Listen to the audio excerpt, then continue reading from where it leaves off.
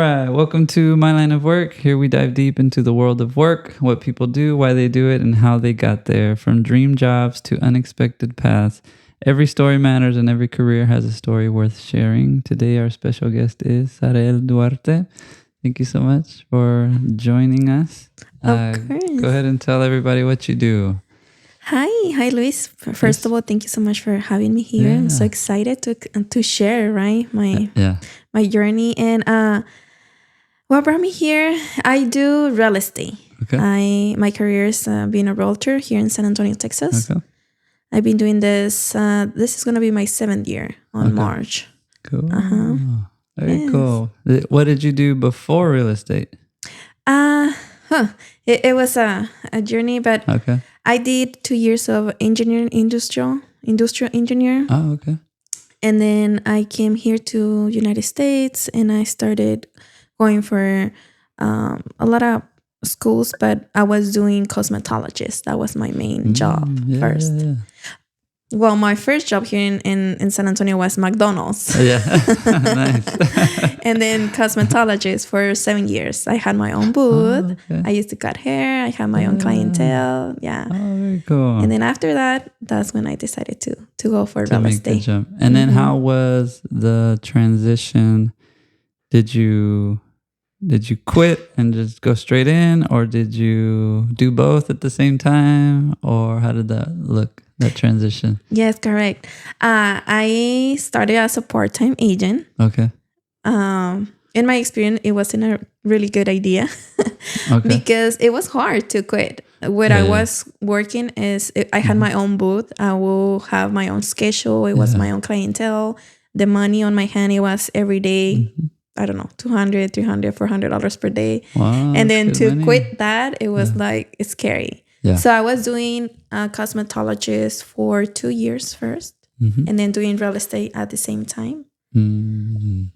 But then I had my baby, and then COVID hit. Mm-hmm. And then that's when I was like, okay, I cannot do cosmetologist anymore. So I'm doing real estate now.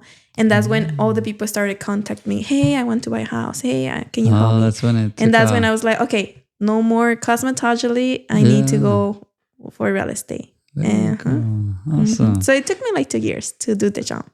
Okay. And then from talking to other agents, it's the schooling, the cost to get your license is very minimal and the classes are really short. Correct. Is that true? How long did it take you to get your license? Correct. So for me, it was different because it was 7 years ago. I didn't know anyone who do real estate, so I didn't have the guidance. No one told me. So what I did, I just knew it was schools for that. Yeah. So it was Saver and Champions. So I called both of them, and Saver back then was like $700. Okay. For 6 classes. Those are the classes that are required to get the license. Okay. Which 6 classes. Yeah, it's good. Yeah, it's not a lot. Yeah. And then Champions, it was like $900. I think right now it's like 11,000. It's not that much. It's still 1,100. Okay.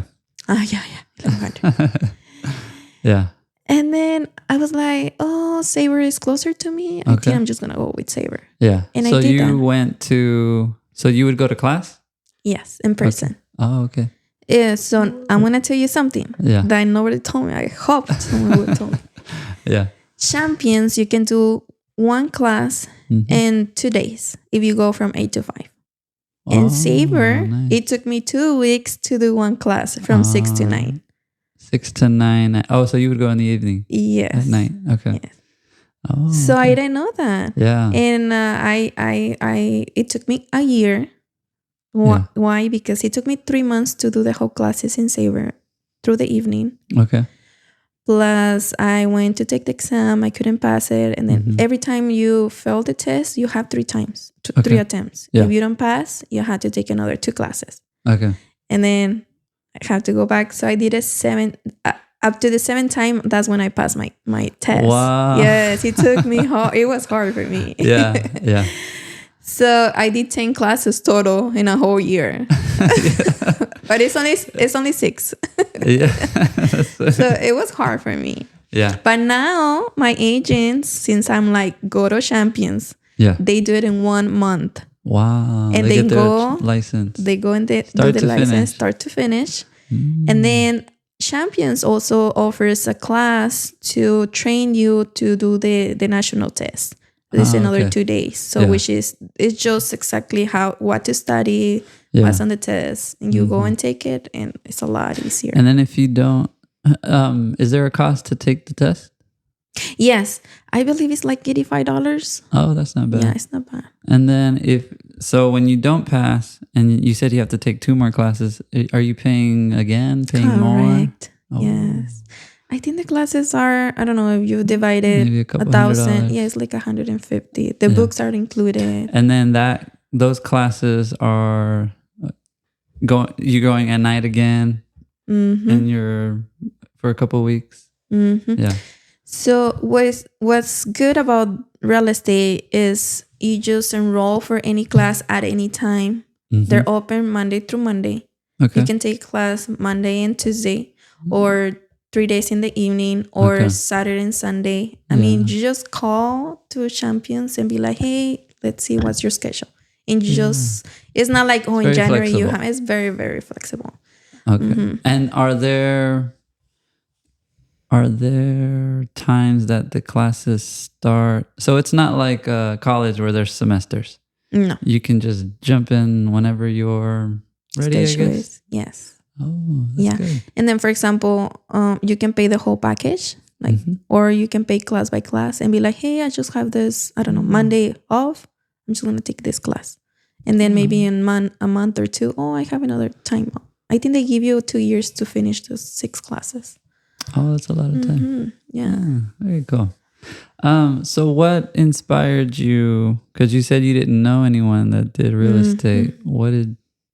What made you're making good money, what made you think, I want to be a real estate agent? I'm going to start from the beginning. I moved here to San Antonio from Mexico. I'm from Durango, Mexico. Okay. 15 years ago. So when I came here, I couldn't go to college because of my English. I didn't know English back then. Okay. So they were like, you need to learn English to be able to go to college. So I was there trying to learn English, but at the same time, I was going for cosmetology because I didn't want to go just in McDonald's for the whole time. Yeah. So I was going, my major or my goal was to go for pharmacist. Oh, wow. So I learned the English, the basic English. I passed the test to go to college. And then I did my associates in biology and arts. And my goal was pharmacist. Yeah. Right? So when I finished going to college and be like, okay, I'm ready for the bachelor's. Okay. I went to Carnivore. And then I was like, okay, pharmacist is my goal. And they gave me the number, how much it was going to be. Oh, the cost. And I was like, oh my gosh, I'm going to be in debt my whole life. Yeah. And I was like, you know what? And at the same time, I was buying my house. And I really wanted to know about it. And I was like, what if I become a realtor? I know they make good money by the time I'm doing my... I was a stylist. I'm like, maybe I can have a side-off job instead of McDonald's. Okay. Get money to save and go to pharmacist. That was my mentality. Yeah. I want to get money, easy money. That's what I was thinking. Easy money. I'm gonna make money, and then my goal is to get the pharmacist. Oh, nice. So that's why I started going to real estate. That's funny. So I started real estate, and I loved it. Especially with COVID, pharmacist, I think it was, and then I have a baby, so I was like, pharmacist kind of risky for me as a mom. Yeah. Bringing, all the, how do you say, the sickness to my house from the hospital, the hours. Yeah. So being as a mom, I was like, no. And then real estate was very flexible with my hours, so and I loved it. So. Yeah, that's how I that's how I went to real estate. Yeah, so it was an unexpected path. It really was. I interviewed a pharmacist, and I forgot the term he used when he's washing his hands. I forgot what he said that he washes off. I forgot what term he used, But I was trying to think of it while you were talking, but se me olvidó. Okay, so you're an agent and you don't have anyone. Did you go work under someone, or how did that process? So when I was a stylist, I met a guy. His name is Mario Victorica. I was his stylist for 10 years. Oh, wow. So when I became realtor, I saw his Facebook and I saw he was a realtor too. He was getting his license. I was like, oh my gosh, he was the only person I knew who was doing real estate. Yeah. So I reached out to him and then I was like, hey, I'm getting my license. And he's like, come with me. And I'm like, yeah. So he was my inspiration. He was the one who was guiding me. And since then, he's been my mentor, my sponsor. And he's the one who helped me and guided me through this. And does every agent need a sponsor? I know you have to work for a broker. Correct. Okay. So is he a broker? No. Okay. So he was a mentor. Correct. And then did you start working under who he started working, or who he was under? Yes. Well, he started working with Keller Williams for 1 year, the 1 year that I was going to school. And then when I finally passed my state exam, he moved to EXP, the broker. And then I passed and I moved under EXP and him. Oh, okay. Okay. So yeah, every realtor has to work with a broker. We cannot do real estate without a broker. Oh, okay. Is that for like insurance purposes, or do you know why it's structured that way? Is the law. A broker has to have their license, and then if someone sues you, they can sue the whole company and not just you. And you have to be protected. That's just how it is. So what is a broker? I've heard that term, but I don't really know. Like, I know what a loan officer does. I know what an agent does. What does a broker do? The broker, I would say, is another realtor, but obviously he goes to school to get his license as a broker. He needs to have 5 years of real estate and obviously the classes to get that license. And it has to be 1 or 2 persons. It's not like the whole company. Now the brokers have grown that much, but yeah, it's just having the license to be protected. To run the whole business. Interesting. Okay. So if you're a broker, you can start your own. Correct. As long as you have 5 years and go and get the license. Oh, wow. Yes. Interesting. And then can you be your own agent? Like I have my broker license. I'm going to start my company, but I don't have any employees yet. Like, I'm going to be the agent as well. You can be your own broker and it's only you, or you can have your wife or your spouse and you can be your own brokerage. Yeah. Okay. Yes. Very Just cool. if someone sues you, they're going to sue you. Yeah. It's all on you. It's all on you.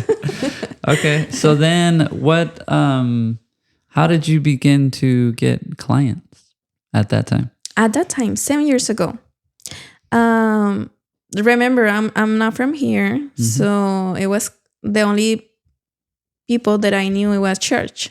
Okay. I used to go to church. I back then too, now too.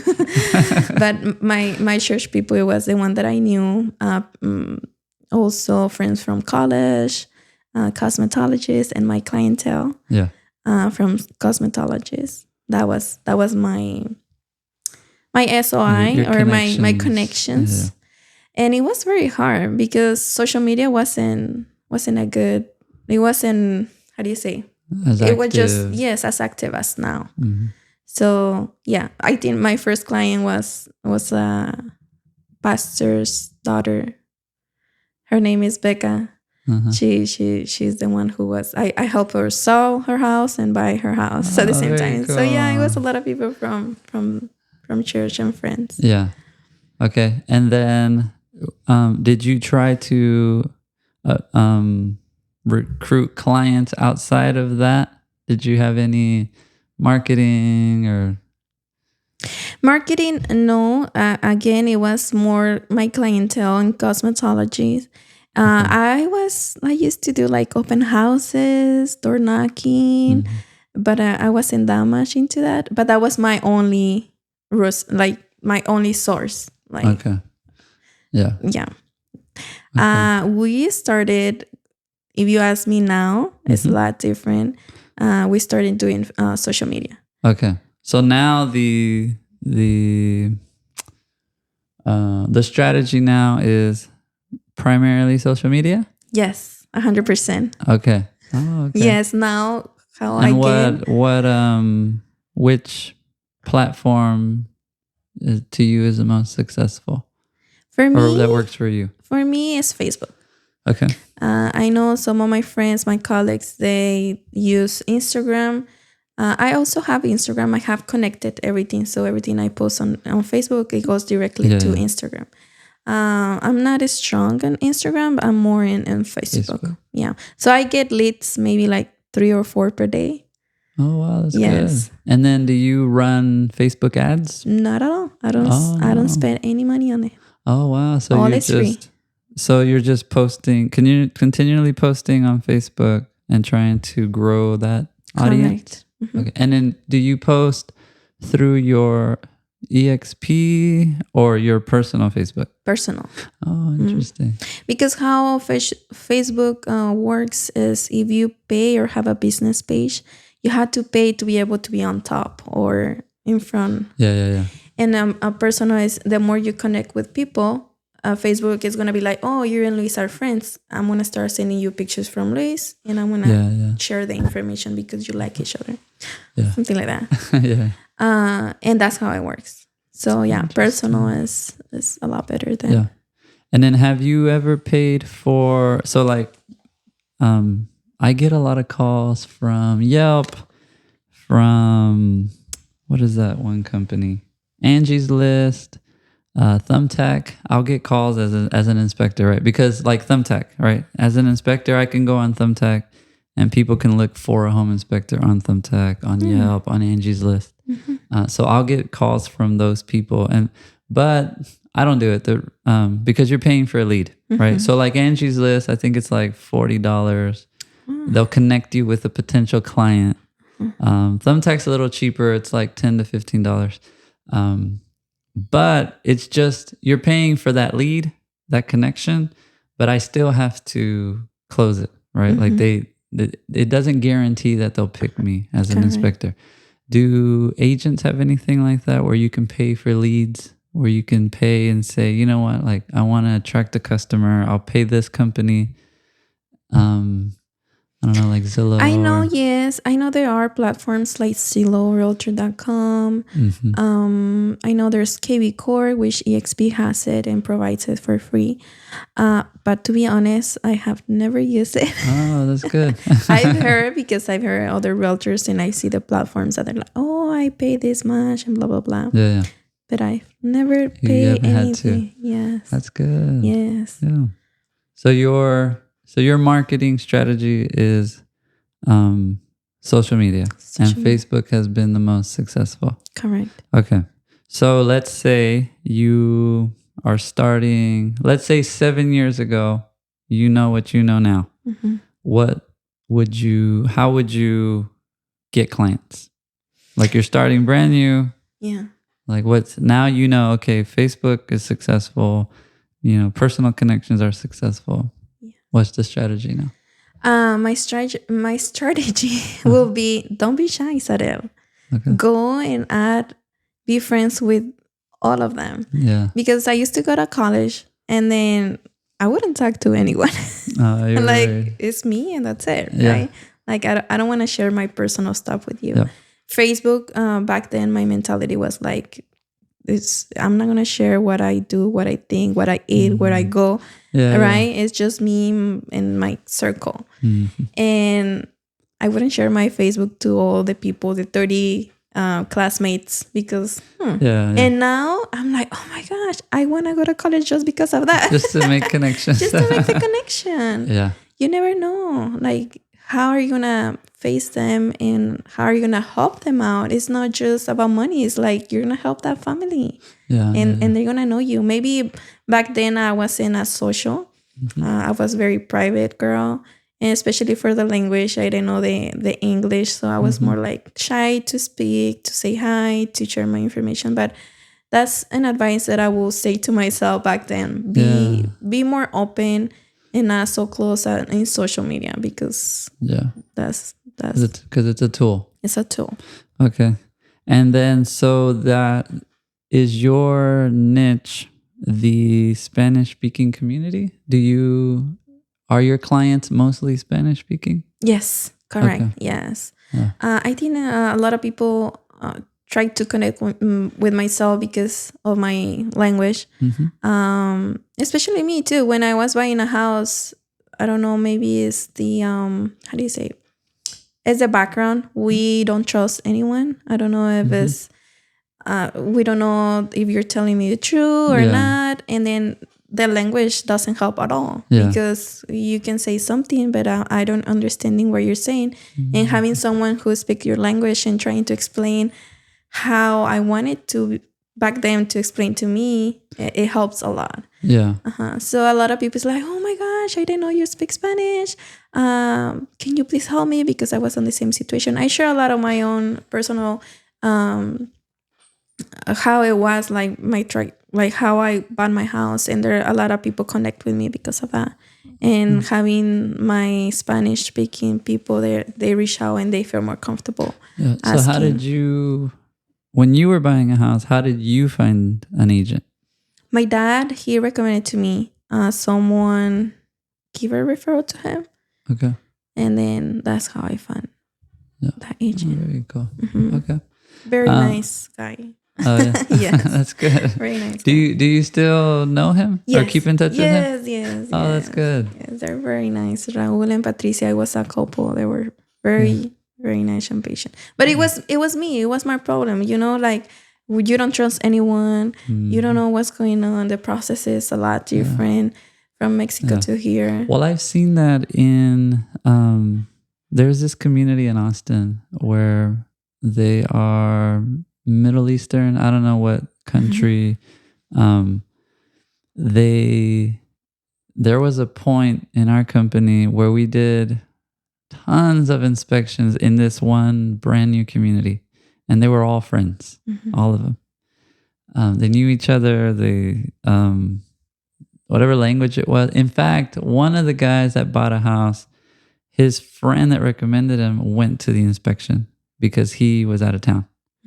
And so it speaks to that community, right? Like one of them found our company, they liked us, and so they recommended it to all their friends. And we literally was like, oh, I did that inspection. Oh, I did the, across the street, his friend bought, and then down the street, that friend. And that community, and you could tell they were immigrants, right? You can tell the accent and all that. But they're like, oh yeah, you got to get this guy. And then they're just like, everyone trust this guy. Like, it's just like, and they trusted us because the friend and the friend and that friend, right? It wasn't, and we do the same thing, right? Like in our culture, it's, you just connect more through language and culture. I think everyone does that. Yes. I think everyone does that. A lot of people look for themselves in how you make them people. feel. Yeah. If you make them feel secure and comprehend, and you feel like you're trying to help them, you make that connection that, oh, he's caring for me, and that's okay. I like her. Go with her, and it's because of that. I think the language helps a lot. Yeah. Very cool. So I have a lot of cousins now. I'm from Monterrey. I have a lot of cousins now that take English in school. Because I came to the United States very young. I was like 4, I think. I don't even remember. That's how young I was. And so I learned English pretty quickly, just through friends. And how long did it take you to learn English because you came from Mexico, you didn't know any English, zero. Zero. How long did that take? I'm still learning. Yeah. No, you speak good. Thank you. It was hard. I've been here 15 years since 2010. Okay. And I was 20 years ago. I mean, I was 20 years old. Okay, so you came at 20 years old. And it was hard because I didn't go to college. I wasn't young. I know when you're little, it's a lot easier for you to get and go and hang out with friends and get the English. So what I did was going to school. 2 weeks after I got here, I went to school. And I've been in school since like 10 years after that. And then my jobs is all about customer service. I was in McDonald's. They made me a manager after 3 months. They put me on the window. And I would say it took me like 7 years, maybe. I feel secure. But I was like constantly in customer service. Like I remember they will put me on the window and people will come into me and be like, blah, blah, blah, blah. And I was like, I don't know what they're saying. And then the lady here, she's like, she will remove me from the window and be like, yes, how can I help you? And I just want salt and pepper, It was like that. And I was like, what? Salt and pepper? I'm sorry. Can you, I will get a napkin and be like, can you write how is salt and pepper? Because I didn't know those words. And she's asking me for something. Oh, it's a straw. I didn't know how this straw says. I mean, I didn't know nothing. Like napkins, how to say have a nice day. They say thank you with TH, not TA, It was so hard. But I had to learn it and be not shy at all. Because people will laugh at me and will get mad at me because they will get mad because you didn't put napkins or ketchup or whatever. And they will come in and be like, yelling at you because I was the manager, remember? I was the manager. So I was like, I couldn't understand anything. I'm sure they were like saying bad words to me. And I was like, I'm sorry. And I don't know. Go and do it right, please. Yeah. Wow, so everything about customer service. It was McDonald's and then cutting hair. So it was customer service again. And then real estate, customer service. So it's all about talking. And not being shy. I mean, that's good. You're going to learn. I remember this guy. His name was Andrew. He was a morenito. He was tall. And I would be like, hey, can you give me tomato? And he would laugh like this.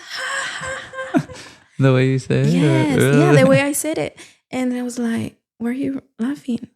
Say it again. And I was saying, he would laugh and laugh. I was like, okay, are you done laughing? Yes.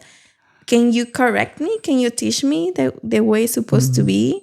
And he would tell me. He was very nice. He would tell me and I would learn. That was the only way I would learn. And I remember it.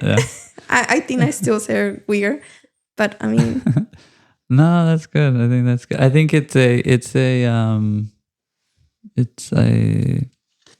a benefit, right? To know 2 languages.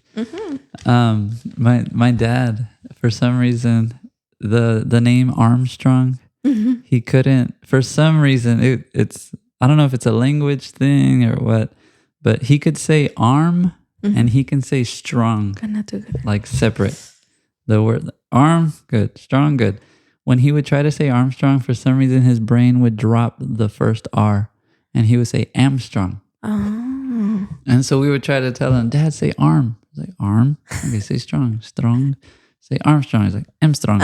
I'm like, what is happening? And we couldn't get him to say. And then the other thing, he makes fun of us when Clinton, we would say Clinton, Bill Clinton. And he's like, ¿Por qué lo dicen así? Like, it's Clinton. Like, he would like, you have to say all of it, right? And he was like, dicen Clinton. He would like make fun of us.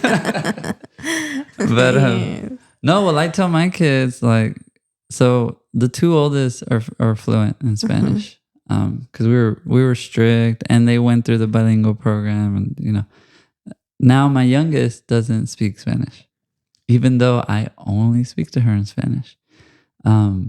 She'll do Duolingo, and I'm like, why don't you just talk to me in Spanish? And she's like, she doesn't want to speak it. She understands it because I won't translate. I only talk to her in Spanish. If she doesn't understand something, I'll use like hand, like tráeme el agua. She's like, huh? I'm like, el agua, tráemelo a mí, tráemelo. You know, so I'll do a lot of like that, and then she'll understand it. Okay. But the way to learn it is to do it. Right. With anything, right? Real estate, inspecting, teaching, pharmacy, right? Like you can go to school, but, and you know, this channel is about teaching the next generation. Like, you know, there's an opportunity to do real estate, and these are lessons that you've learned along the way, right? But it really isn't until they get their license and like, oh man, like now I gotta, because you, like you say, you say you learned, okay, social media is powerful and making connections is powerful. Okay, they can learn that in 30 seconds. They can learn that hearing you say, okay, the power of social media and building relationships. But then it's like, oh, like now I got to do it, right? Like that's the secret sauce is doing it, doing the work, speaking the language, like serving customer service, right? Do you think working at McDonald's helped you with real estate? Yes. How so? Definitely. Yes. I always on my mind was McDonald's is paying me to learn English. Oh, awesome. That was my mentality. That's good. And then when they offered me to be a manager, it was after 6 months being there. I was like, how am I going to be a manager if this lady's been here forever and she knows the language and she's really fast? Yeah. Why I'm going to be a manager? And I jumped into that because I knew something big was coming. Yeah. And I was like, this is going to teach me how to work with people, with employees, the stress. McDonald's is very stressful. Real estate too. Yeah.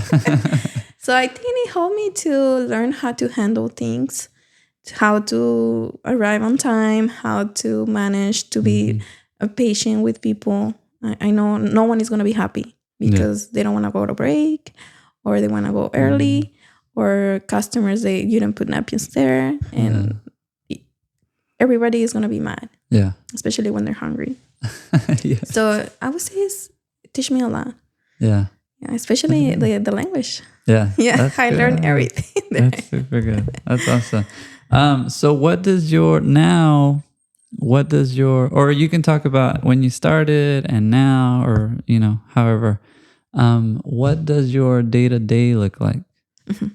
Yeah. I know there's not a normal day because depending on, you know, your schedule, but, what all is involved in being an agent?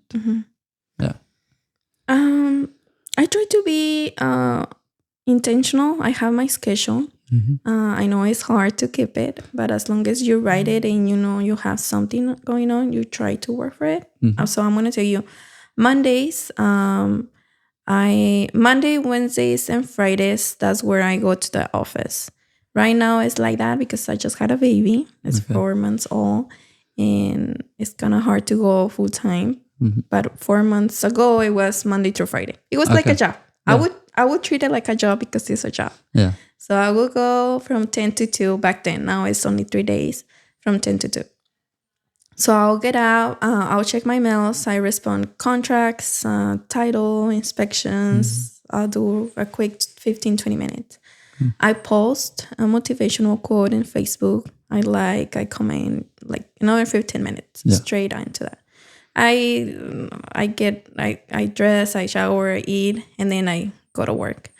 I have a team right now, so that's where I go to work and then start helping them from 10 to 1 and then 1 to 2 for my personal transactions. I go home and I'm still working. I'll be talking on the phone when I'm driving. Once I get home, I try to separate like an hour to eat with my family, with my kids, with my husband. And then my husband goes to work from 5 to 1 in the morning, 5 in the evening. Oh, wow. So I stay home in the evening with my kids. Yeah. So those 2 hours where I stay with him, I try to not to be on my phone and things, but sometimes, especially now with the team, it's like, hey, I have this problem. And then from 5 to 6, I finish calls, negotiations, Sometimes there's showings because people work in the morning, so they want to go see houses from 6 to 7. I can do that too. It varies. And yeah, pretty much I try to work as hard from Monday through Friday, so that way Saturday and Sunday is more for my family because that's how it works for myself. Yeah. But it doesn't happen. And sometimes I have to go show house on Saturdays, sometimes on Sundays. Okay. But yeah, that's... And then starting off, how is it difficult to build a schedule at the beginning? Because, so for example, when I started my company as an inspector, you just want work. So you're like, oh yeah, weekends, yeah, I'll do it. Evenings, I'll do it. You know, you're just trying to get work. So how difficult is it at the beginning to create that structure? It was very difficult because nobody taught me, and nobody told me, Zarel, you're doing it wrong.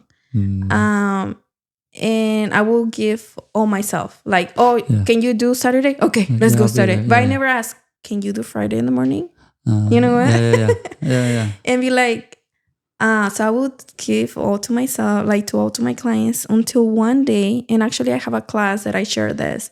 Okay. Until one day, it was Sunday, and then I was in the car with my husband. The whole day I was typing with this client, hey, this, that, and my husband will talk to me about whatever, and then I couldn't pay attention to him or to my son. Yeah. And the whole day I went, and I was on the phone with this client. We made an appointment for Monday at 5 p.m. to go and see a house.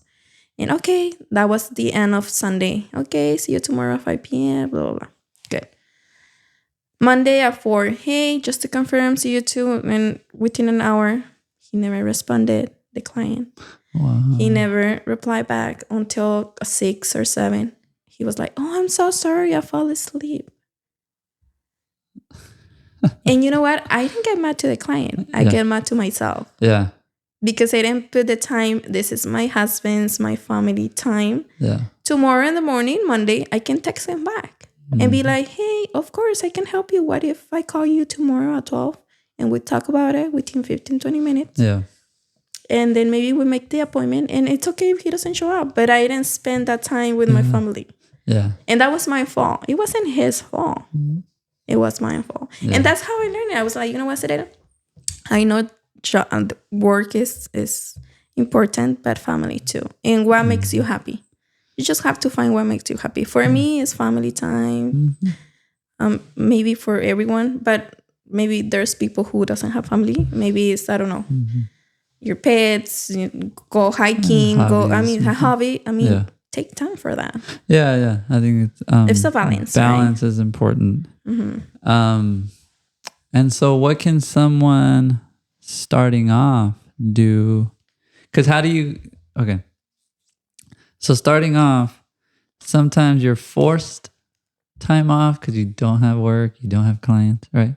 Other times you have to create, because you don't have clients and you don't have work, two things happen. One, you spend all your time thinking about and trying to get work.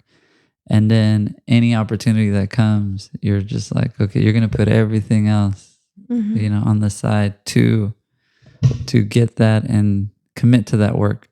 So at the beginning, someone starting, how would you recommend that they do that? Like, how do they create that balance? Because something comes in, you want to get the work. If you're brand new and you're like, I haven't sold a house, or it's been a couple months since I've closed. So how what would you tell that agent? Like, you're just starting and you need work, but also, this is important. How would you advise them? I know it's gonna be in a situation when they have another job, right? Because so most of the times they're like, oh, well, Zarel, I work, and how I'm gonna jump into real estate. And if that's the case, I'm like, I completely understand.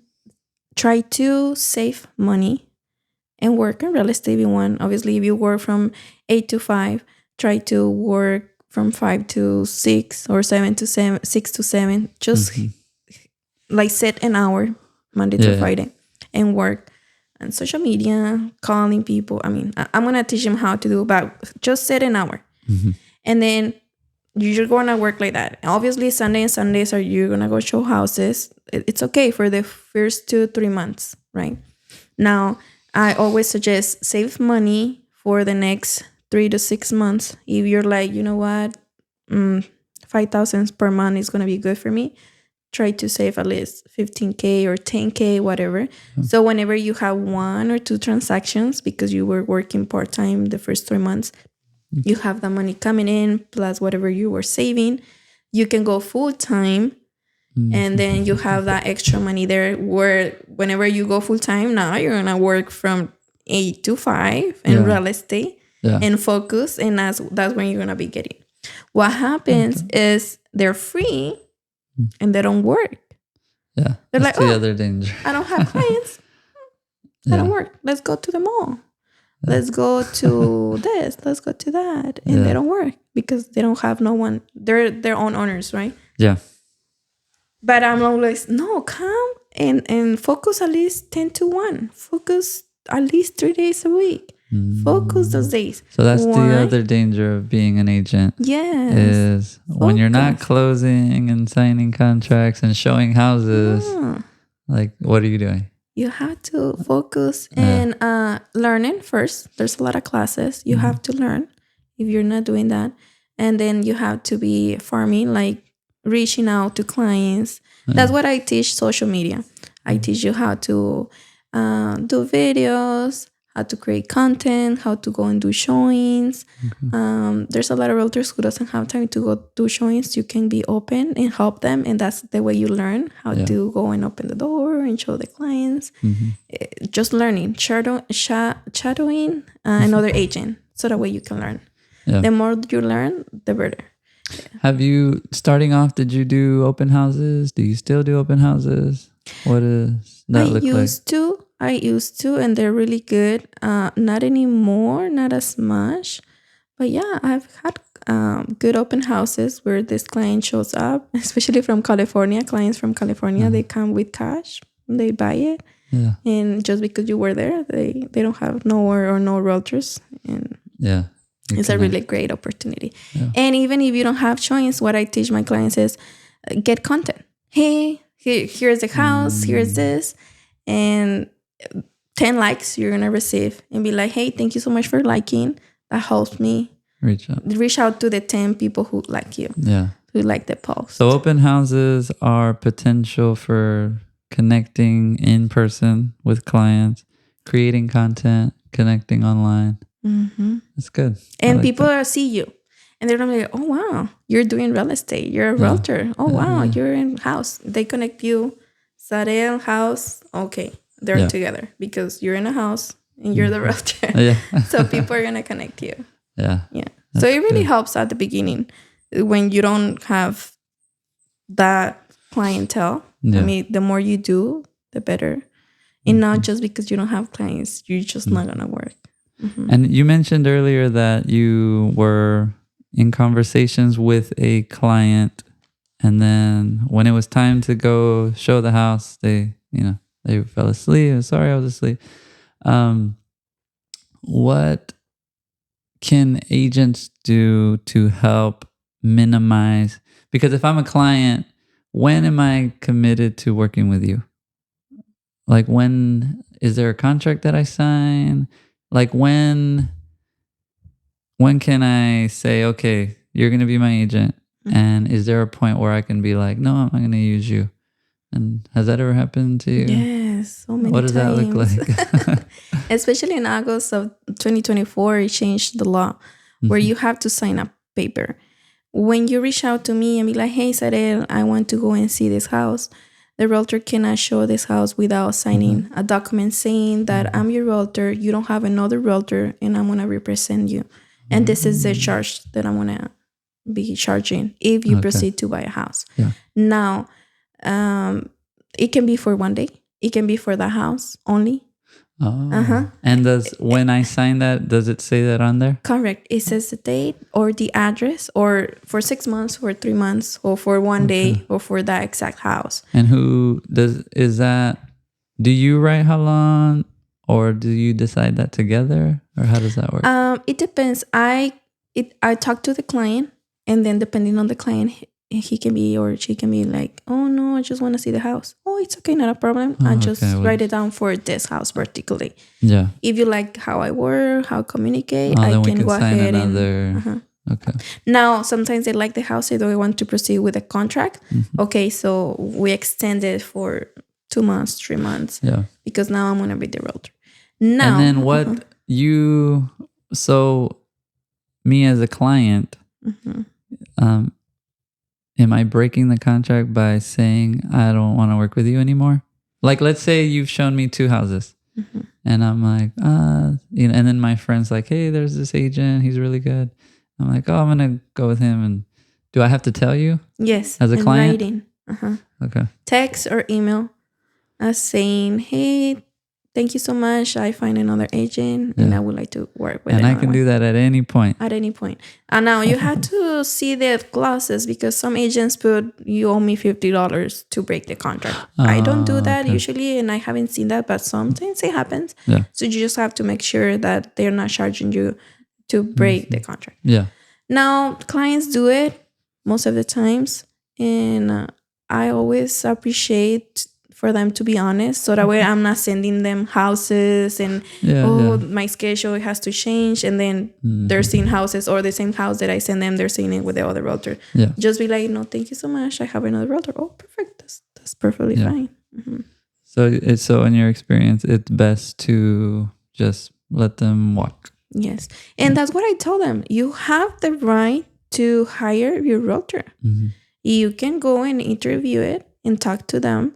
And if you feel the connection, go for it. If I'm not the right, I completely understand. I want the client to feel comfortable. Yeah. But also, I want them to be like, hey, thank you so much. So I'm not like giving it all. And then, oh my God, it cost me. Yeah. Yeah. So that to me would be a con, right? So there's pros and cons to every career. Yeah. What would you say in your line of work are, the ups and the downs, the pros and the cons? Are there things that you love about your job, and then things that are like, oh, I don't like this part? Yes, definitely. Something that I don't like about my job is you cannot control things. I would say to any type of job, but this is all about emotions, or everything can go wrong. Okay. When you have a job from 8 to 5, for the first week you're gonna receive a check, or in 2 weeks, right? Yeah. And in real estate, you're gonna do a lot of things. You're gonna go and pick up your client from the airport. You're gonna go and show her 20 houses, and then at the end they don't want to buy, and you don't get paid until they buy it. Yeah, nothing, zero. They can just say, "Oh, I just don't want to buy it anymore." No, I want to rent, or oh, you know what? No, I don't want it, and that's it. You did all this, and no one paid you. Yeah. So that's a bad thing. Yeah. That it can be a month, 2, 3 months without no check. Yeah. I would say it's nothing perfect, not at all. Everything is like up and downs. Yeah. The good thing about it is that phase when they sign. Yeah. Especially when they never believe that they're gonna be a homeowner. Mm-hmm. It's something else. Like, they trusted you, you make it happen, and now they have a house. Yeah. That's amazing. They cry and you're crying with them. That's just amazing. That's just an amazing feeling. Yeah. Yes. So what are some of the things that you do, or something you've done where you're like, man, I never thought I'd be doing this? Like picking up from the airport, and what is there something you've done where you're like, man, I never thought I'd do this? Yes, I've done a lot of things, but one that I can remember right now is, oh my gosh, one time it was a listing, a house, a client wanted to sell their home. Mm-hmm. So I set the time, it was October, And the photographer, the professional photographer, was gonna come. So I came 30 minutes early to help the client to stage the house. Well, previously I do an appointment. I let them know how to prepare the house, everything, right? So I still went to make sure everything was okay. Nothing was okay. Oh, wow. They were eating. It was the pan was on the table with huevito con chorizo. Oh, When the photographer showed up, they're eating? No, because I was trying to put everything away. So what I was doing... Oh, so you got there early. I got there early. Okay. So the photographer was coming like 20 minutes or so. Yeah. After that. And then the husband, he just went to the truck and smoked a cigarette. And I was there with the wife and the kids helping. Yeah. How do you say? Barrer, brooming? Sweeping. Brooming.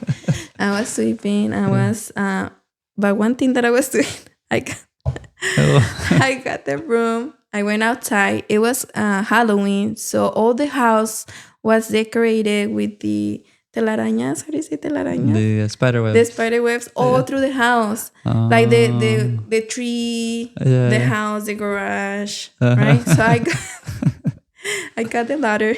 I put it on the house, and I was there with the broom trying to clean it.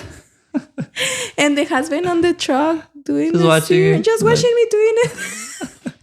and it was so cold, I remember, and windy, and me with the broom trying to clean this house.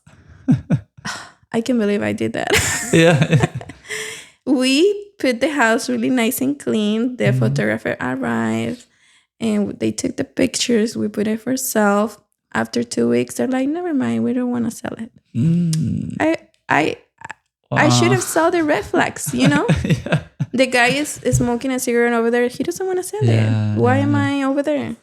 I should have come in and be like, oh, I'm sorry, it's not ready. Let's just schedule it for another time. Oh, okay.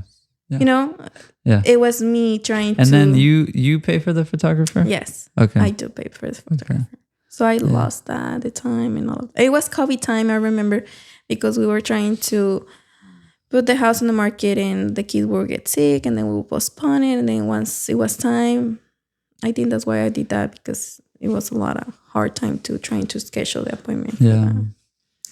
So yeah, it's been... So that's advice. It's an advice. If you are working with the client and they seem hesitant or there's just like... a reflex. If you see a red flag, if you don't feel like, don't do it. Yeah. I know sometimes when we're new, you're like, oh, I need, because I haven't had a deal of 3 months ago. Don't do it. You're just going to have a headache. I'll wash dishes. I'll clean spider webs. Yes. Yes. I was moving the Saints and the little Bellas because they were on, and I was doing the whole thing, hiding everything. Yeah. Were you able to take pictures that day? Yeah. Oh, okay. I make it happen. So it went through everything. They're like, no, never mind. We don't want to sell. I don't want to sell. Oh, man. Yeah. Yeah, that's got to be hard for agents. So how often... Okay. And this, I don't know if this is too personal. So one house, right? You get 3% typically, right? How long does that, and I know everyone's budget's different, but how much of that is going towards recouping money you spent to get the house ready and or show, right? And then how much of that is going towards future showings, listings, right? That's a really good question. Because you're getting a big chunk of money, which people see that, right? You're like, oh man. So like for every $100,000, you're getting about $3,000, right? So if you sell a $300,000 house, you're getting maybe $9,000, like a check. No. Okay. So yes, that's supposed to be to the broker, right? Okay. So I'm an EXP. Oh, it goes to the broker. So if it's a house for $200, $200K is $7,000. Okay, so it goes to the broker. So every broker has their splits. Everyone is different. Okay. So it can be 50-50. Oh, wow. It can be 60-40, 70-30, 80-20. Okay. You won't find 100%, but I mean, it can be 100%. Yeah. So if that came to 50-50, especially when you're a new agent, that's the fees that you're going to be finding out. 50-50, 60-40, 60 for the agent and 40% for the broker. Okay. So it'll be, if it's 50-50, it'll be $3,500. $3,500. Wow. If you divide it, for 2 months. Yeah. Because you were, and sometimes the client needed credit repair, or you showed them houses last year and then he never qualified, and then he came back another year, and then you go and show them more houses. Divided the hours for the 30 days that you've been helping them. I mean, it doesn't do the math. It doesn't go along. Yeah. I know it sounds a lot, but usually it's so where are you? So starting off, if I don't have a part-time job, or where am I getting money to show houses and hire photographers and stage, and where like, do you do all that starting off? You do all of it. And so you're funding that. Like, it's coming out of your pocket. Yeah, out of your pocket. Wow. Especially with the classes, the MLS fee, that's not part of any broker. It's MLS fee, which is the, how do you say it? Not the marketing. Is the company who helps you show houses. Okay. The houses in San Antonio is called Sabre or MLS. Okay. They have fees, which is $160. Is that to keep your license active? Active and have access to the houses. Yeah. So it's $160 quarterly plus $500 per year or per month. Quarterly. It'll be 3 months. Every 3 months. Oh, every 3 months you're paying $160. Okay. Plus at the end of the year is $500. Okay. So those are the fees. So that's for MLS, and you have to pay for MLS and Sabor, or you? It's the same thing. Oh, they're the same. It's one. Okay. So you're paying fees to, and then do y'all pay for Supra, showing time? Are those separate fees? No, they're together. Everything is there. So MLS, Supra. So MLS, that fee gives you what do they give you? What do they give you access to, or what does that allow you to do? To be able to be active, you have to join MLS and be active. That's meaning active as a realtor. Yeah. You can work. Yeah. Now, the MLS, it's I forgot the name of it. It's it's where you go and you can see the houses through San Antonio or any place you're in. Yeah. And then when you want to go and see a house, you go to the MLS to find the house, and then you can go to the applications to get permission to enter to the house. Yeah, to the home. That's showing time. That's showing time. Okay. And all of that is part of your fee that you're paying. And then Supra is part of that. Correct. Okay. Yes, Supra is part of it. Okay. So for those watching, I know a little bit because we pay for Supra and showing time to schedule our things, so that we don't have to bother you. Like, if you send us a client, my wife will, thank you. She'll get access through showing time. She'll schedule. And then if they have a Supra, on my phone, I can unlock it. And so I don't have to bother you. So that's why I know about showing time and Supra. But those not watching, so paying that fee, you're on active status. And then showing time is so that you can schedule a time to go see a house, to show your client a house. And then Supra gives you the ability to access the key if it's on that Supra system. Sometimes they're just on a lockbox with like a combination. Yeah. I like the combinations much better. So like this morning, I went to do a re-inspection because the gas wasn't on. And they're like, okay, well, Monday, right?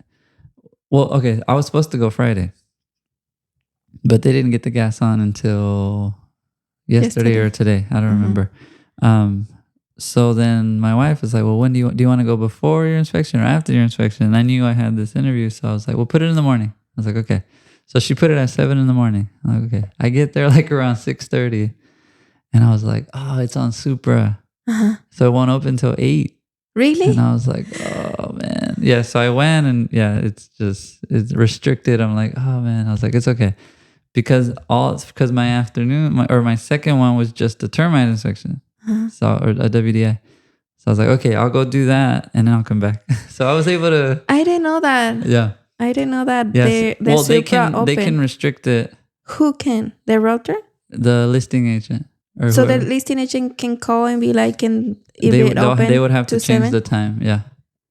So I used to work for an inspection company where we would do 3 a day. And the morning ones, they would try to get us in at 7 so that we had enough time to, so we're not getting home too late. They would call and say, hey, we noticed it's on a Supra. Can you give us access to the Supra at 7? Because normally Supras are from 8 to, I don't know, 6 or 8 to 8. Yeah. So yeah, as soon as I got there, I was like, it's on Supra. Oh my gosh. Yeah. So that was okay. So I went to the other one. It was, everything was good. And then I came back, and so it worked out. But that's why I know about Supra and showing time. But are there any other fees that agents pay for? It'll be the broker fee. Each broker fee has different. And is fees. that per closing, or is it's a fee? It depends on the broker. Oh, okay. So for example, in EXP is $90 per month. $90 to with be 60 under cents there. to be under them. Okay. Now the commission split is when every transaction if you close. Okay. So if I have a house and it's gonna close, I don't know, 60-40, and then they take the 40 and I keep the 60 until I have that transaction. But meanwhile, it's only $90 per month. Yeah. And different brokers I know I've heard is $500. Or you had to be there a certain time. Yeah. And other than holding your license and providing insurance, do brokers provide anything else? Obviously, the platforms like on EXP, they share, which is World, where you can go. You cannot be you don't have to be in person to the broker. You can use your phone or computer, and you can go through that. Sky's Love, which is the platform where you do all your transactions. It's very cool. You can do a contract within 5 minutes. Everything is there. Classes, all the training, like the continuing education. Correct. And all that. How many hours does an agent have to? Is there? I think it's 180. It's 6 classes for 30 hours. But remember, Champions gives you 15 hours per class. So it's half of it. But I think it's 80, for the continuing education? Oh, no, for the continuing. I'm sorry, I meant for the renewal. Yeah, to renew the first 2 years is going to be a little bit more. I think it's 190, if I'm not mistaken. You have to ask that. And after that, it's only 5 classes. I'm not really good on those numbers. Yeah. But I know the first 2 years is a little more than after that. Okay. Very cool. Interesting. Okay. What now that COVID has gone away and the market has kind of corrected, what changes or what adjustments have you seen post-COVID? Because I know interest rates went up post-COVID. Are prices going down? So is that good? Is that bad? Yes. Is it normal? I would say it's normal before COVID hit, right? The interest rate were around 4 or 5. Right now, they're like 6. Prices, they're going down on houses, because the interest rate are higher. So you qualify for less house. So they stay longer on the market. So on COVID, you will sell a house within a weekend. Like you put it on Wednesday, by Sunday it was sold. Yeah. Now, no. Now it takes 3 to 6 months to sell a home. Oh, wow. So right now it's better for the buyer? Yes. Would you say? Okay. I would say if this is a time for you to buy, buy.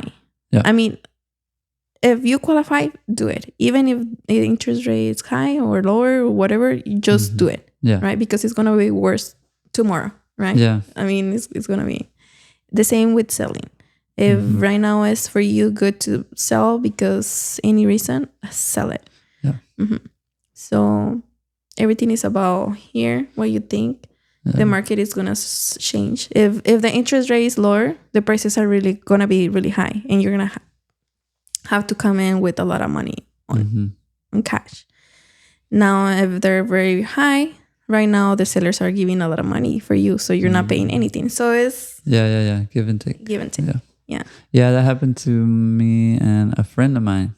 He bought a house in 2008, which was at the peak of, his house was, I think he bought it for like 165,000, right? Which is a lot at the time. 1 year later, not even a whole year later, I bought a house in 2009 and mine was 114,000. And it was the same size house, like 2-3 minutes away. It was over there off 35 and Topper Wine. My house, he bought 2008 for 165. I bought 2009 for 114. So he was under, what do they call it when they upside down on his mortgage until it came back up. Now it's worth 250, 280, I don't know, but so like you said, if it's the right time for you, like buy it, right? Because nothing happened with him. Even though he bought the house at 165 and the value dropped to like 115. He was upside down, right? Like he owed more than it was worth, but he just lived in the house. Yeah. And it came back up. And now it's a rental property. He rents it out now, and it generates income. And it And what if on 2009, if he would have waited because prices would have gone down or whatever, what if he doesn't qualify because he lost his job or he got divorced? I mean, you don't know the situation. So if it's your time, do it. Yeah. If it's right now, do it. If not a problem. Work for it. Yeah. If it takes 1 year, 2 years, work for it. As long as you're doing it. Yeah. A lot of times we try to think like, what's the market? We try to time the market, right? But I think I like that advice that if it's the right time for you, then do it. Buy sooner than later. I do agree with that. I do agree with the so like in our case, I bought 2009. Our interest rate was 6%-ish, which was high apparently. I didn't know. We ended up refinancing down to 2%. Yep, when COVID hit. And we paid it off faster. Our payment didn't go up very much because we refinanced from 30 years to 10 years or 8 years. I don't remember. We refinanced like a lot. But because it went from 6% to 2%, we were able to refinance like, I think Randolph Brooks had a deal on an 8% or 8-year mortgage. I think that's what it was. And so our payment didn't go up very much and we paid it off. Wow. Yeah. That's what I want to do. I just bought a home and it was 6.3%. But my goal was, I don't want to put anything on it. And whenever the interest rate goes down, if it goes, I can refinance. Yeah. But I didn't put anything on it. I put only the earnest money, which is $2,500. Wow. So as a realtor, that's a benefit that you have. Or no down payment? No down payment? My commission. I use my commission for that. Oh, nice. So you can use 100%. Oh, okay. 100% for the commission. Cool. So that's another plus to be a realtor. You can use your commission. So now new builds, sometimes they do give you 6% commission or 5% or 4%. So you can use that. That's smart. There's your down payment. Very cool. Have you dabbled in property management? I know with the license, you can be a property manager, right? I don't know. I don't. I think you have to have a license for that. Oh, okay. It's a different. I thought it was the same license for some reason. I don't think so. I think it's property management is another. It's separate. It's separate. Oh, okay. You can do rentals as with your license, but not property management where you charge the client for the whole year. No, you cannot do that. Okay. So what do you see? Where do you see the future of real estate going? What do you think? Land property is amazing. So every time it's gonna go up and up and up and up. And it's gonna be people always trying to buy, sell, moving, especially in San Antonio. There's a lot of people coming from different states, California, Florida, Chicago, New York. Especially San Antonio is growing a lot. Yeah. So it's growing amazing. And all the towns around, New Braunfels, Cibolo, Schertz, are just growing a lot. They're growing. Same thing's happening in Austin. Around, Georgetown, Pflugerville, Manor, all those are just... That's why there's a lot of construction. Because they know people are coming. That's why. Yeah. So they just have to build apartments. They're building a lot because there's a lot of people coming. Yeah. Yeah. Do you use artificial intelligence at all in your work? Yes, I love ChatGPT. Oh yeah. Especially because how I write things, and also because I don't have the time. I'm always in a hurry, and then also I have to be posting things. So I just do whatever I think. For example, congratulations for this, blah, blah, blah. I do it and I tell ChatGPT, can you rephrase it for me? Okay. And they put commas, everything. Period, everything.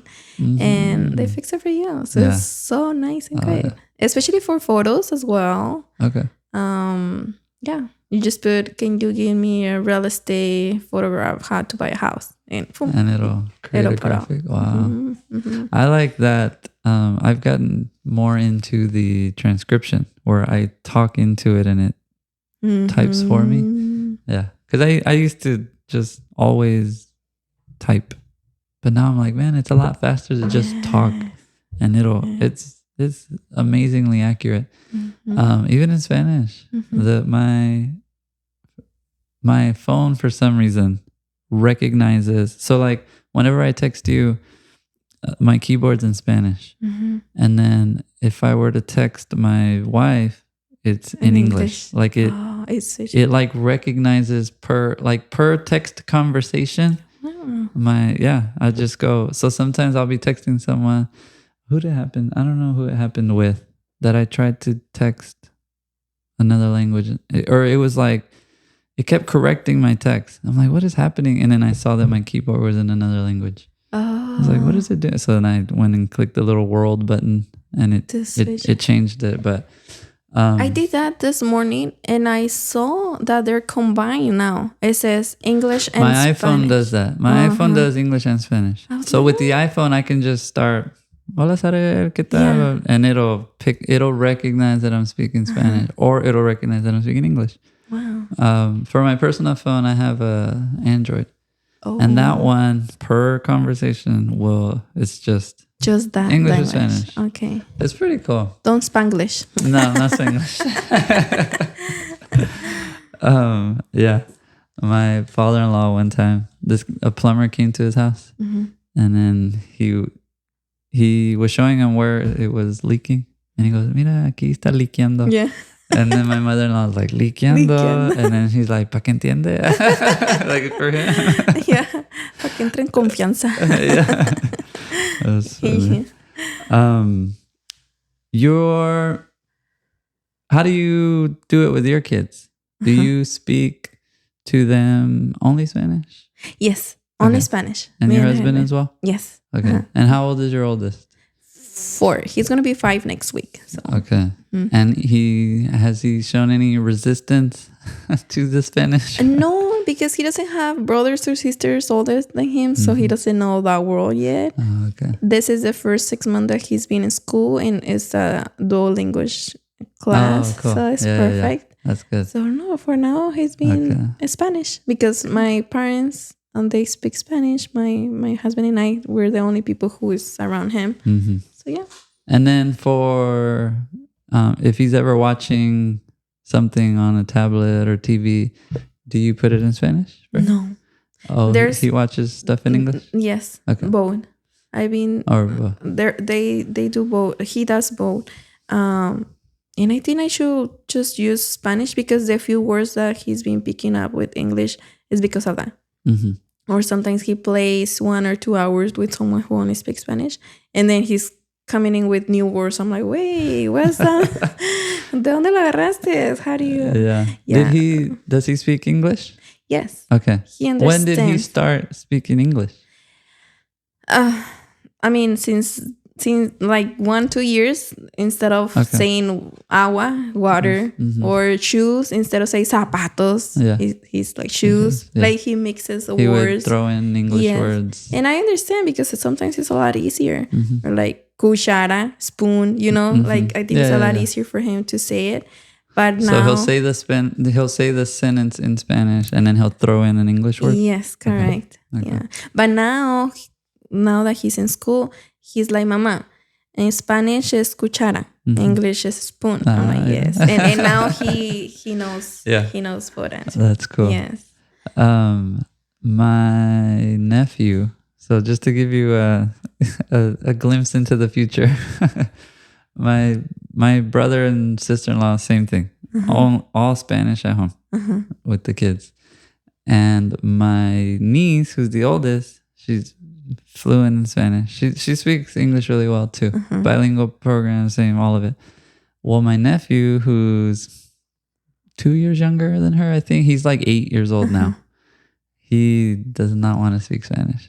He's fluent in Spanish, and he'll when I talk to him, I was like, "Hola, Elias, ¿cómo estás?" And he's like, "Hi." And I'm like, "No, conmigo hablas español." I talk to him in Spanish. I tell him, like, with me, you speak Spanish. So then he'll like, he doesn't want to, but he'll speak to me in Spanish. But yeah, he's very resistant to Spanish. I think there's going to be an age where they're going to have that. Maybe at school, they're going to be bullied or something. That's where they learn something bad, which is not right. Yeah. Maybe I know maybe that's going to be coming, but as long as they know and they know how to write it, I'm happy with it. Yeah. I know my second boy, I'm going to be having problems because now he's going to speak with his brother in English, and it's going to be so hard to be like, don't speak. I mean, I'm not going to judge because I know that's going to be me too. That's what happened with our kids. The more kids I had, the more their world became English. Correct. Yeah, which is why my oldest is fluent. My two oldest are fluent in Spanish and English. But yeah, with my oldest daughter, it was like Espanol. One thing I would change when she was little, I would tell her that I didn't know English. I would tell her that like, no te entiendo, like, as she got older, one time she told me, she was like, wait, she's like, you talk to mom in English and you talk to Esther, and then, so then I was like, okay, I do speak English, right? Like, obviously, like she hears me, but I'm like, but with me, you speak Spanish, right? So then that's one thing going back, I would change. I would say, with me, you speak Spanish. That's what I tell my nephews now, right? Because I talk to all my nieces and nephews in Spanish. And I'm just like, with me, you speak Spanish. That's the expectation, right? And same thing with my kids, right? With me, you speak Spanish. It's not that I don't know English. Yeah. In fact, they asked me one time, well, why do you talk to mom in English? And I was like, it's because she already knows Spanish. Like, you're learning it. So once you're fluent, like, you can talk to me in whatever language. But yeah, just a heads up on that. It's hard. But no, they learn it. They'll the English, they're gonna learn the English. Yeah. But with the Spanish, like you said, just the reading and the writing and the making sure that they speak it at least a conversational level. Because that's maybe where we differ, right? Because we're both bilingual. But if, like, I speak a level of professional English that I don't speak Spanish. Like, my Spanish is conversational at this point because I was in a bilingual program till second grade. And then from third grade on, I was in all English. Oh, wow. Yeah. So I remember in middle school, I lost a lot of Spanish. We would go back to Mexico and they'd be like, no habla, tiene acento, like they, and then in high school, when I started playing soccer, I started building those friendships that were Spanish. So then it forced me to, like, it came back. Like it was there, it just came back. And because in middle school, it was the only Spanish I got was at home. Just my parents. From like 3rd grade to about 9th grade. It was just church English. And it was because school you English. Moved to another school, or it was the same school? So I moved to, so I didn't have dual language. Okay. That's new. When I was little in the 90s, the school where donde me tocaba, the school was English. So my mom would take me to this school, and then I would take a bus to the bilingual school. Oh. Yeah. And I did that kinder, 1st and 2nd grade. And then by 2nd grade, so bilingual back then, the goal was English acquisition or English proficiency, right? So it was like, okay, as soon as you're proficient in English, then we're going to transition you out of bilingual. So I guess at the end of 2nd grade, they're like, okay, Luis is, proficient enough in English. So then starting 3rd grade, I started going to my donde me tocaba. Like, this is where you go. So now they started seeing, okay, language is a plus. It's not a negative. So what we need to do is preserve their native language, but add English, right? So then bilingual education became that. It became an additive program. Like, okay, let's add English to their language. And the goal isn't to get them out. The goal is to kinder through 5th grade, bilingual. Then they said, oh, well, you know what? These kids are a resource. So there are American English only speakers that want to learn Spanish.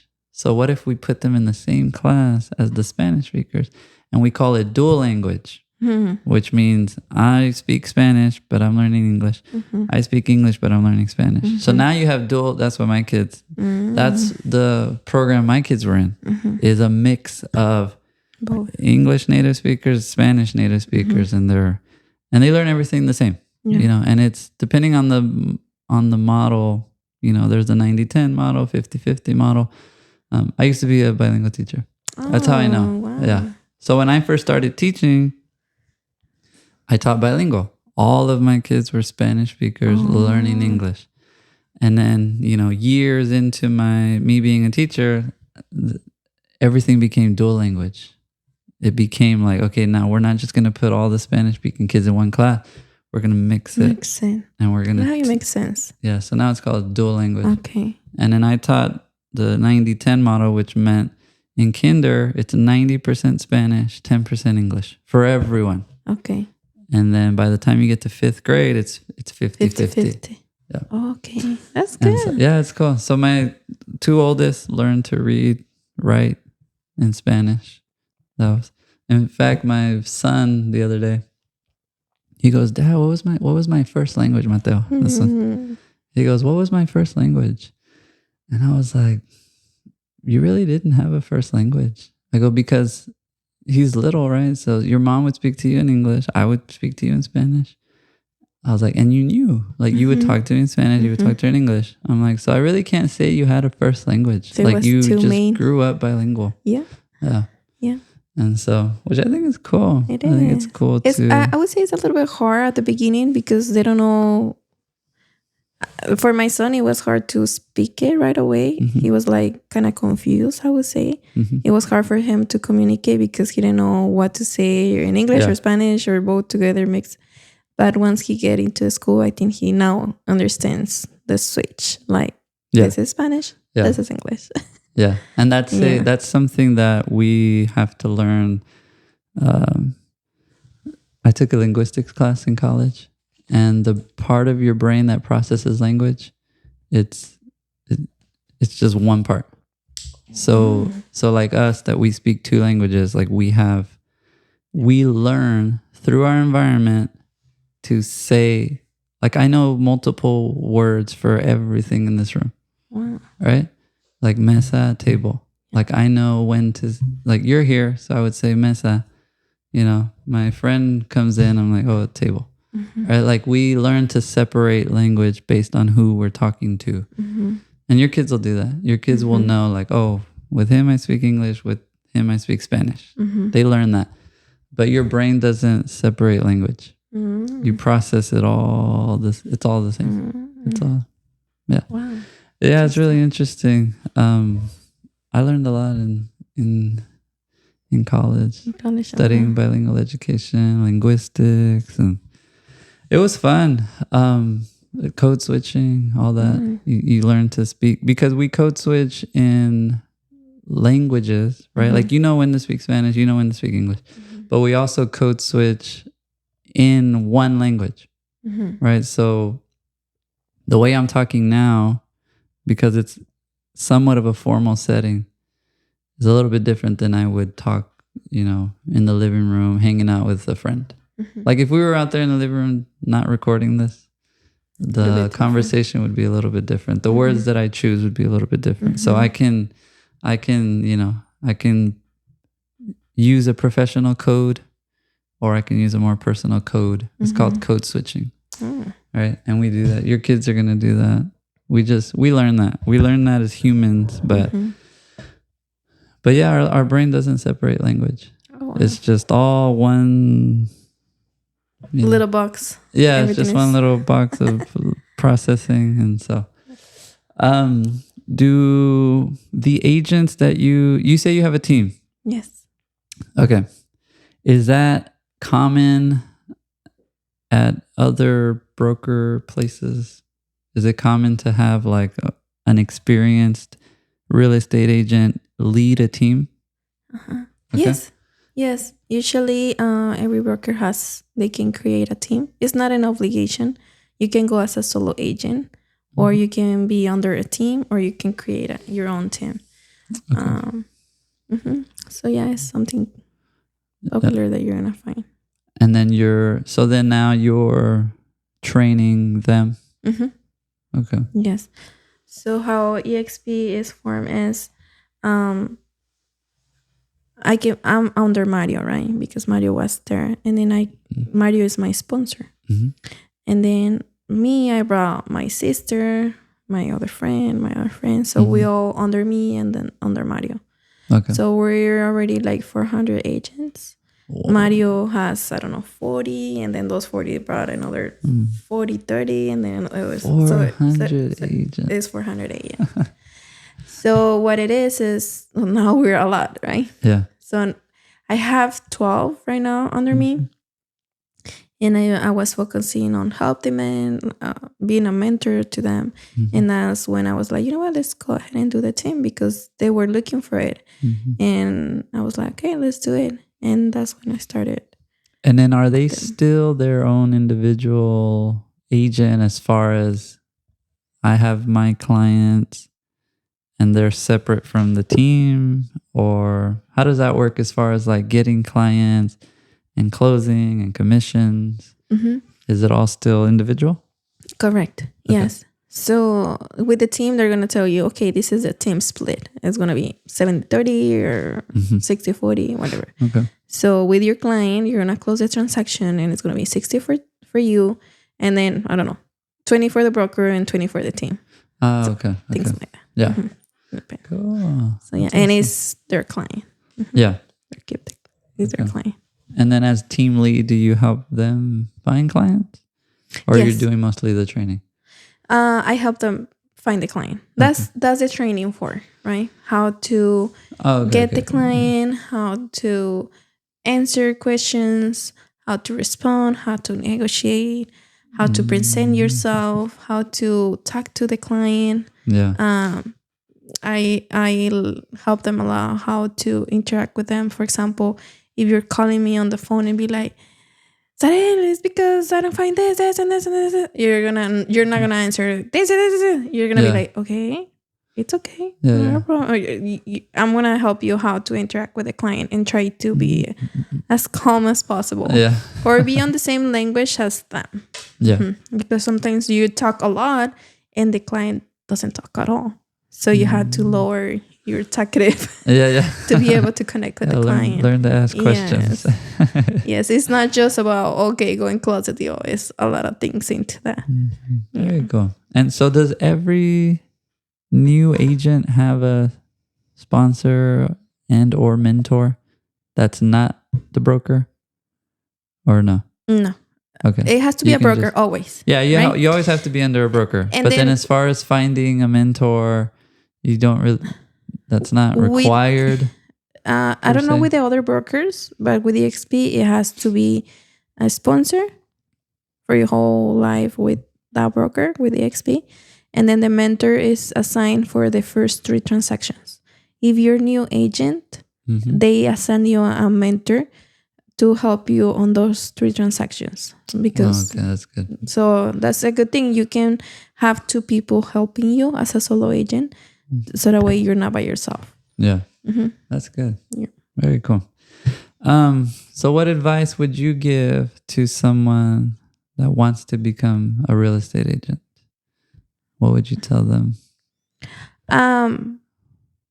I would say to first believe in yourself. You have to go and do it and believe that you're going to be able to do it. Yeah. Because when you go to the school, you're going to see 30 people around you on the same classroom. And you're going to be like, I have competition. And it's not only these classes, the one from 10 a.m., the one from 6, and there's like 100 students that they're going to graduate. And then you're starting, I'm not good enough. I'm not this. He knows more than me. I don't even know what he's talking. And you're like, no, I'm not good at this. That's it. You quit. Yeah.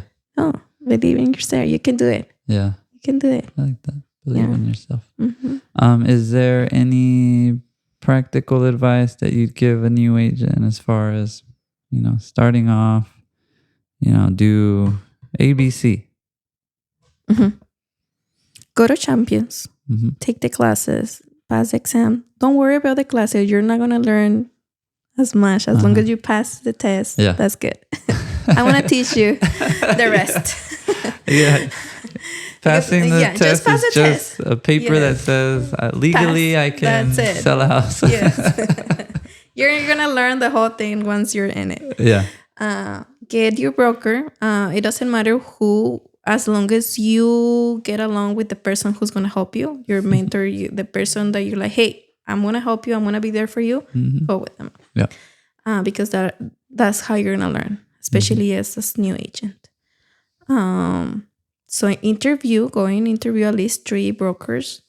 And it's okay if you don't like them, just quit and go and find the other one. Yeah. It's as long as you feel good, because it's not you, it's the people who surround you. Yeah.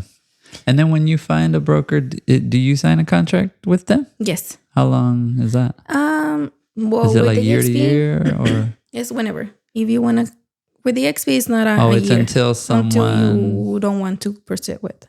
Oh, okay. So kind of like the client to agent relationship. Correct. Where I can say, you know what, like in writing, I can just, I can go to someone else. Yes. Interesting. That's good. Yeah, that's nice. Yes. Now it's with the XP, right? I don't know all the brokerage, but it's a really good question to ask. Do I have to, there's like an agreement for a year? There's a charge if I want to leave? How much am I going to get paid? I mean, those are really great questions to ask whenever you interview a broker.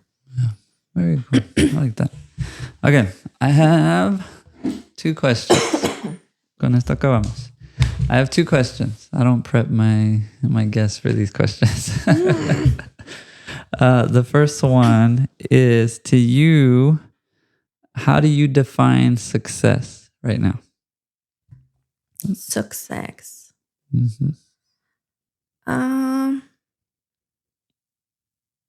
I would say to find something that makes you happy. Sometimes it's gonna be money, but sometimes it's not, because you're gonna find the money in real estate. You're gonna find it. Yeah. You're gonna have it. Yeah. But you're gonna be working so much, and your husband, your kids, your spouse is not gonna be happy. You're not gonna be happy. You're gonna be stressed. Yeah. More money, because more problems. you're working. So you have to find that business. So I would say find the balance in your life to be success. If you need to find that, because the money is gonna be there. I assure you, if you work for it, it's gonna be there. But if it doesn't find you the happiness because your family or your friends are not happy and you're not happy because of that, you have to find it. Yeah. So balance and happiness. I like that. Very cool. Another word that I can add into that is consistency. Consistency. That's what it creates the success. Yeah. Very cool. The second question is, what was told to you by your parents as far as like working and having a career? What was growing up? What would they tell you, if anything?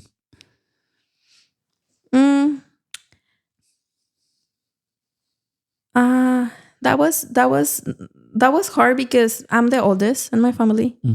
So when, I don't know if that's the culture or where I'm from, is okay, you go to school, you go to college, you go to high school, you go to college, you graduate, you get married, you have kids, and you're with your career. You know, it's like a plan. And over there in Mexico, if you're 20 years old and you don't want to go to school, or you come back to go to your college, is you're too old, you're already not on the age. And here in the United States, it's so easy because you can be 40 and you can go to college again, and it's not a problem, it's normal. Okay. So over there it was very like, you have to do this and this and this, right? When I came to United States and I couldn't graduate over there as my bachelor's, I only did 2 years. Yeah. So I felt like I failed, you know, like I didn't make it. All my classmates, they're graduating as engineers, and I couldn't make it. And now I'm here. I don't know English. I cannot go to college because I don't know the language. So it was frustrated. It was like, I'm not doing it right because it's supposed to be like this. Yeah, like, it's have to linear. Go to college. Yeah, it has to go like that. Especially my dad, he wasn't able to go to school. So his main was go to school, right? Yeah. I mean, have an education, have a degree, because that's how it's going to make you success, right? Yeah.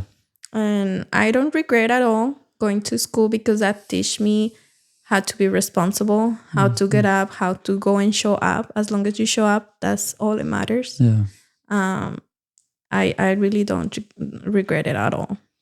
And then did your mom ever tell you anything about career, work, any Not pressure? Really.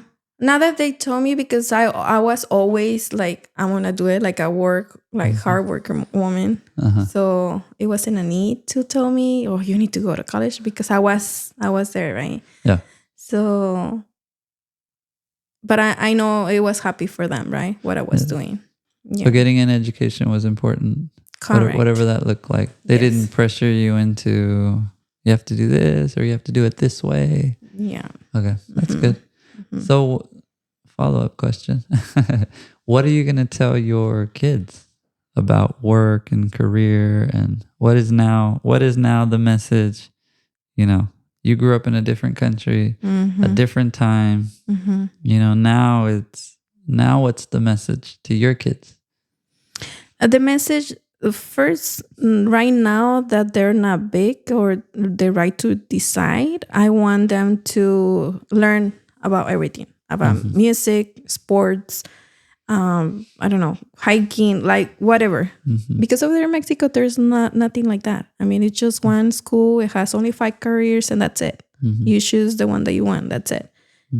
So here I want to introduce them first to the whole world as much as I can, and that way they can find the passion about it. If he likes to play basketball, go for it. And that's the message that I can introduce to them. Do whatever you want, like do whatever you feel the love, they feel the passion to. If you want to go for it, but do it. Oh, I like it, but I'm just gonna stay here without nothing because I don't have the need. No, do it. Yeah. I like that. Yeah, because everything takes work, right? You can't just. There's a quote that I heard that hard work beats talent when talent doesn't work hard.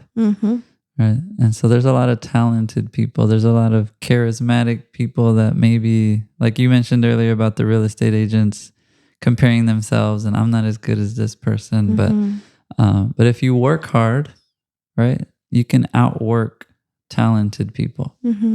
And it's like that, I think, in any career. Real estate, education, engineering, it's just Anything. If you love it and you're good at it, you're going to be successful. But it's going to be hard work. Even if it's something that you love and you're good at, like to get to a successful level, you got to work hard. Yes. And you know what? Something that I find out that I will stress a lot when I was a young age is to decide for something, and then in the middle of the career, I didn't like it. And that's okay. I mean, you try it. It's time that is not wasted at all. And sometimes they're like, oh, pharmacist, but it's 10 years. And what if I don't like it? Or what if it's okay? Try it. And if you don't like it, go for the other thing that is good. And my message was, at least it's 2 years that I didn't waste it. Like, I don't want to look back and be like, oh, it was 2 years. I didn't have kids. I didn't have responsibilities and I wasn't doing nothing. I didn't want to be like, oh, I should have done this. You know? Yeah. But you were doing something. Yes, I did something. Something, whatever. Yeah. Or I find out I didn't like it, and that's good. Yeah. And everything, you do end up learning something from, like you said, you worked at McDonald's and you're like, hey, they're teaching me to learn English, right? And I'm learning customer service, and I'm learning how to deal with complaints, and I'm learning how to deal with, people below me. Yeah. And now you're in the same position. Instead of hamburgers, it's houses, right? But it's like people are going to complain. Yeah. Right. And you have people under you, and you have, and it's still customer service. You're doing the same. It's the same. The skills transferred. Yep. Right. But instead of working higher level by transfer. Yeah. No, it's, and there's nothing wrong with working at McDonald's. If you, if you work at McDonald's and you're providing for your family, like you like it, you work hard, nothing wrong with it. We share a lot. Michel Gonzalez is one of the realtors. Is a successful realtor. He sells like 70 houses per year. Nice. And we used to work at McDonald's at the same time. Really? Yes. And he used to be the headset on the drive-through guy. Yeah. And I used to be their manager. Yeah. And then I got my license. I left McDonald's, obviously. And then like 2-3 years later, he got his license. He's younger than me. Yeah. And now he's, oh my gosh, he saw so much. He's so successful. I'm so proud of him. That's good. But every time we have a conference, he's like, oh, I started McDonald's. I met Zarel. She was my manager. I was the drive-thru. And now where we are. Yeah. Like, yeah. It doesn't, if you're working, whatever, it doesn't set you. It's just the goal that you're working for. Yeah. Yeah. That's awesome. Amazing. Yes, it's amazing. That's super cool. Is there anything you want, any closing words, anything you want to share? It's okay to be afraid. It's okay to try. But as long as you learn and you start looking, or I would say learning, the more you learn, the better. And try for it. Yeah. Surround yourself with friends, because tomorrow they're going to come in and they're going to help you, or you're going to help them, either or. Yeah. So do good, so that way more good things are going to come to you. Yeah. Yeah, I heard the quote. It says, if you're scared, do it scared. Yeah, definitely. The lemonade. If you have lemons, do lemonade. Oh, there you go. When life gives you lemons. Yeah. Yeah. And then, relationships really do. The opportunities that I have had in my life always were through a relationship that I built. I was able to, I got my first teaching job through a relationship. I became an inspector through a relationship. Everything was, connected. relationships. And, you know, yeah, a friend that I taught with was like, hey, my friend has an inspection company and we need to hire another inspector because we're growing. And I was like, oh, yeah, I'll try it. Yeah. And then, like you said earlier, right? Like, try it. Yeah, right? try it. My wife was like, yeah, try it. Like, I could always go back to teaching. And I tried it, and I haven't gone back yet. But as long as you have that, I mean. Yeah. But now I have both. I have, you know, I went to college, I studied, I have a career. Now I have my own company, and I can keep doing this and grow this, or I can, you know what, I have that to fall back on. And I don't know, I'm thinking I might tell my kids to do that. You don't have to do that, but I think it's good.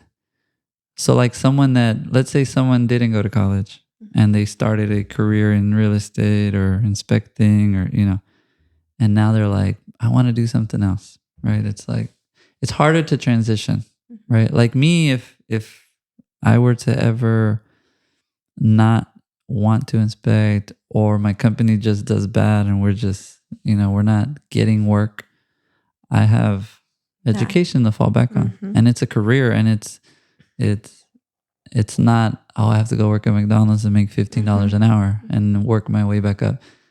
It's, yeah, I have a career, right? And then I also have this license. Like I've been thinking about that I have options. I can do. And also, it's not too late to do it. Yeah. I learned from a client, a very wealthy man, and I helped him sold his house. He is 83 years old. And I was like, they love to share how they grew up in money. Yeah. And he was like, I'm like, what do you do? How do you? He was like, oh, I got my license in electrical engineer. Electrical engineer. Oh, wow. He's like, yeah, I just got retired. I'm like, when? Like, yeah, like a year ago. I'm like, wow. So how long have you been doing this? He's like, 33 years. Okay. 33 years sounds a lot, right? Minus 80, but I was like, okay, minus 83. So that means you started at 50. Yeah. Wow. I'm like, what? Yeah. I went to college. I was 50. And then now I retire. I have my own company. I have my own workers. I'm making this much. And my wife, she's very working woman. She had a hospital and in charge, and like they were very intelligent, and they share everything. But I was like, wow. And me thinking over here, I'm too old. I don't want to go to college. Or, you know, we think it's the end of it. No. Yeah. I mean, if you like it, go for it. Try it. Yeah, try it. That's you can cool. make another history. Imagine. There. Yeah. Like I'm 50. I just got my bachelor's. I know. And that's cool. That's very that's cool. Good. And he loved it. He loves it. I'm like, why you didn't retire early? He's like, I don't want to be home. Just want to be. He loves doing that. Yeah. I'm like, wow. Yeah, I'm gonna struggle retiring. I'm gonna have to keep myself busy. Yeah. I want to interview. I have a friend whose dad is retiring, and then my dad's retired. I want to interview them. Yeah. Like, what do we? Because this channel's about work, right? Yeah. And you have to think about that, right? You have to think about. You have to think about retirement. You have to think about investing. You have to think about balance in life, and you know, most people that work have a family, have kids, have and so it's all related. It's all connected, right? You can't think about work without thinking about, okay, well, one day I'm not going to be able to do this, or I just need to stop and enjoy life, right? And so that's cool. I went to a class with a mentor, and he taught us that it's a circle, right? And it's like a pizza, like it has a lot of slices. And this circle is called success.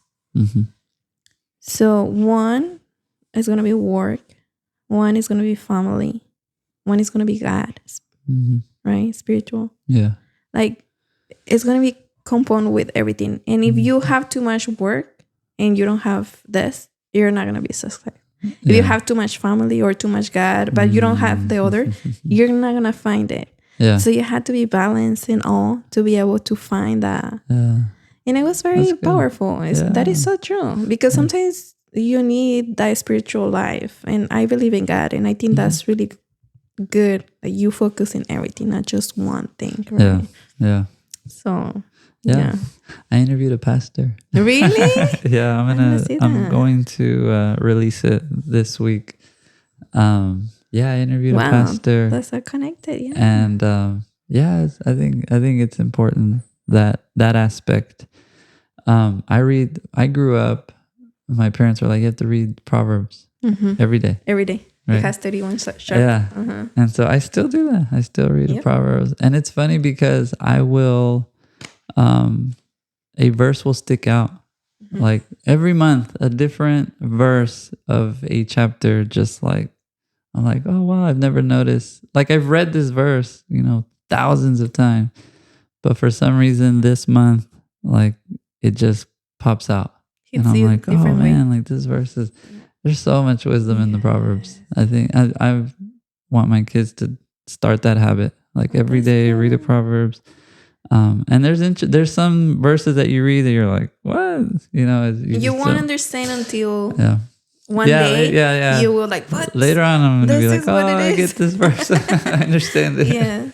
Yeah. A lot about wisdom and knowledge. And, one of my favorite Proverbs is Proverbs 4. It says, this is wisdom. Like the most important thing about wisdom is to get wisdom. That's what it says. Like it says it. It's like the most important thing about wisdom is to get wisdom, to gain understanding, gain knowledge, right? Like it's just about, and so even all that's related to work, right? Like when you're starting, like it's like go deep, right? Like if you're a real estate agent, like learn about contracts and learn about customer service and learn about, what value can I add to my clients, right? And you're gonna get it once you're into it, because believe me, you're gonna be into any career and you're gonna be there and you're like all stressed because this and this, and just because you didn't get up, read your Bible or a book or go and do exercise, take your coffee, have a really good connection with your spouse, that makes a lot of difference in your job. Because you're gonna be like happy. If the problems come up to you, you're gonna be not a problem. I have the energy to fight it. But if you're hungry, you're tired, you're not sleep, you just fight with your husband or wife, and then this client is like, I don't know, my earnest money is, and you're like, you react like real estate. That's why it's like everything is connected. And that's the key. That's the key. Yeah, like the pizza. Yeah, like the exercise and sleep. That's the key. And I'm big on sleep with my kids. My kids go to bed at 7:00. Yes. People hear that and they're like, that's crazy. That's so early. And I'm like, sleep is so important. Especially for kids. Well, even for us adults, too. For everyone. But I think they have to sleep like 10 hours at least. There's a book called The Sleep Revolution. You need to read that book. It's such a good book. It's such a good book. And then there's another book called Why We Sleep. That one's more scientific. But The Sleep Revolution is, I read that when I was a teacher. And I would tell the parents, I'm like, your homework is go to bed early, get a good night's rest so that I can teach you. Yes. Yeah. Because I can't teach you if you're sleepy. Yeah. Like you said, if you're not well fed, if you're not, active and, like all that affects what I can do. Yeah. I wouldn't give homework. Towards the end of my teaching career, I wouldn't give homework. That would be my homework. Make sure you get good night's rest. Make sure you're eating healthy, drinking a lot of water, and make sure you're active. Like it doesn't have to be like, because I taught elementary, like it doesn't have to be like go to the gym and do exercise. Like no, like go outside, play a sport, jump around, run a trampoline, basketball, whatever, right? Play tag with someone. Like all of that stuff. When you come back to class tomorrow, your brain is going to be ready. There's a book called Spark. It talks about how your energy, like exercise, triggers memory and learning. It helps your brain learn. It helps your memory. It helps. They did a study with high school kids in this book where instead of starting class, what they would do is the kids would run a mile. At the first thing in the morning, you're running a mile, and then you go to class. Wow. And grades went up, memory went up. Yeah. Really? And so it's exercise. Like we don't understand how important our bodies, our minds, our emotions, all of it's connected. Because of that. All of it's connected. Like you said, right? Like the pizza, right? Like I can't be successful at my job if you can do it for a short amount of time, right? I can go to bed 3 hours, wake up, and like I'm not gonna feel it. But over time, if I'm not prioritizing sleep, if I'm not prioritizing my diet, if I'm not prioritizing my relationships, my emotional health, over time it's gonna come out negative. Like you said, right? Like a client's gonna complain, and you're just gonna react. Yeah. Yes. Yeah. Yes. It's all connected. Yes. Yeah. So this was fun. Yay, we learned a lot. Yeah. Very cool. Well, let's finish it up. Thank you guys for tuning into My Line of Work. I hope today's video inspired you to find the work that you love. If there's a career you're curious about, drop it in the comments. We'd love to feature it. Hasta la próxima. All right. Thank you so much, Luis.